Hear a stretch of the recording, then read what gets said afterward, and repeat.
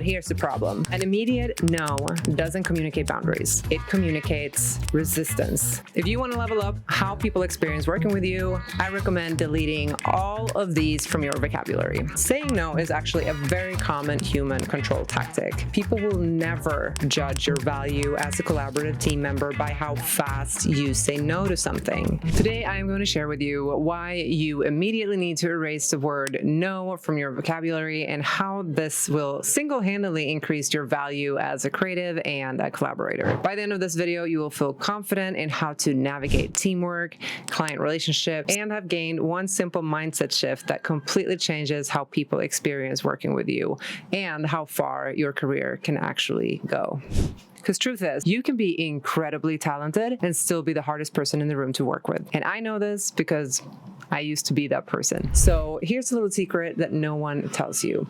Even if your work is brilliant, it gets very lonely at the top if you are up there alone. You might think that you're standing on the peak that everyone is looking up to, but the rest of the team is having a great time at camp a little bit further down, and they're not looking up at you because they're warm, they're connected, they're drinking hot toddies and having a grand old time, and quietly agreeing to never invite you to another expedition again. That realization hit me hard, and it completely shifted how I approach my work and the teams that I work with.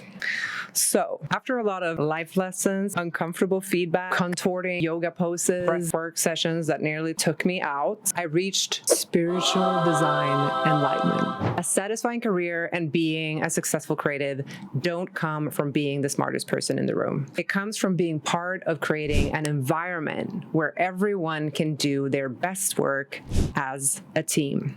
And that teamwork, collaboration, client relations, that's an art form that you will keep practicing your entire life. But let me give you a few concrete, practical nuggets that you can start using immediately. One of the biggest changes that I made was that I stopped saying no. And no, that does not mean saying yes to everything and then being dramatically burnt out by Tuesday afternoon. It means being more creative with your words and foster conversations that open up instead of shutting down. Because, plot twist, if you want to be a high value creative, you also need to be creative in how you communicate. Instead of saying no, I started replacing this with saying something like, that's an interesting idea. Let me think about it and get back to you. And this is where a lot of creatives struggle. Creatives are often risk averse in a very specific way. When a new request comes in, something that feels unrealistic or disruptive or like it might blow up your entire weekend, the instinct is to protect yourself, your work, your time by shutting it down immediately. But here's the problem. An immediate no doesn't communicate boundaries. It communicates resistance. And resistance makes people defensive. And you want to figure out how you can hold boundaries without causing resistance. So, if you want to level up how people experience working with you, I recommend deleting all of these from your vocabulary. No, it's impossible. I can't do that. I don't know. I don't think that's a good idea. I'm not sure. None of these phrases will be helpful, neither to you, your project, your teammates, or your client. They can all be replaced with something else that is more creative and more positive. Harsh? Maybe. Effective? Very. Instead, you can try these. All right, this sounds interesting. Let me think about it and I'll get back to you. I'd love to explore that idea further. Can you send me a bit more context so I can review and come back with my thoughts? Let me digest this and see what's possible. These phrases do two powerful things. One, they buy you time to actually think, test, negotiate, or reprioritize. Two, they signal openness instead of resistance, and people love working with someone who feels open. Okay, a little story time. I once worked with a brilliant creative who almost always immediately responded to any new requests or changes to a project with, "No, that's not feasible." And here's the funny part, that in about 99% of the cases, he would come back a couple of days later having figured out exactly how to do it. And it was such a predictable pattern of his that it got to the point where the creative director said very calmly to me once, Don't you worry. He does that all the time. Just give him a couple of days. This really got me thinking of this pattern, also because I could recognize that pattern being part of my own at times when I felt pressed on time during a project. So was there an alternative, more constructive way of handling situations like this? What was really happening was this. He wasn't saying no because it was impossible or because he didn't want to do it. He was saying no because he needed that sense of control before he fully understood the complexity of the request and knew if he could commit to it. And once he understood how to execute it, he was completely on board. Saying no is actually a very common human control tactic. That's why cold callers, they don't ask, "Are you free to talk right now?" They ask, "Is this a bad time to talk?" Because humans, they feel way more in control saying no than saying yes.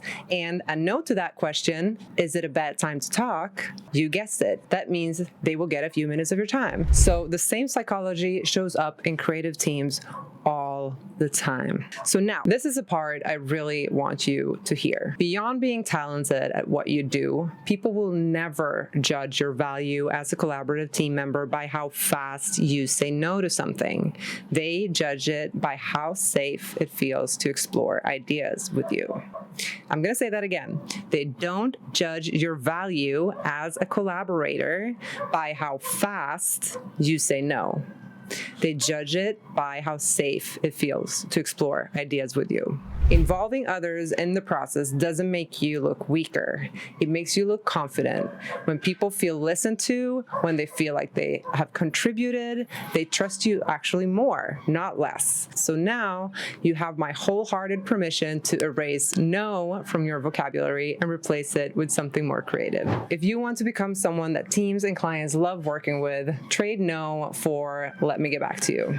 Buy yourself thinking time, explore before you decide, and remember, collaboration is not a threat to your value. It's a multiplier. This shift alone can completely change your career trajectory. So if you're an ambitious creative who wants to level up not just your crafts, but how you show up in rooms with clients and teams, this is exactly what we do here at Create and Accelerate. Please hit that subscribe button and follow for more episodes like this, and let me know in the comments if this hit a little too close to home for any of you.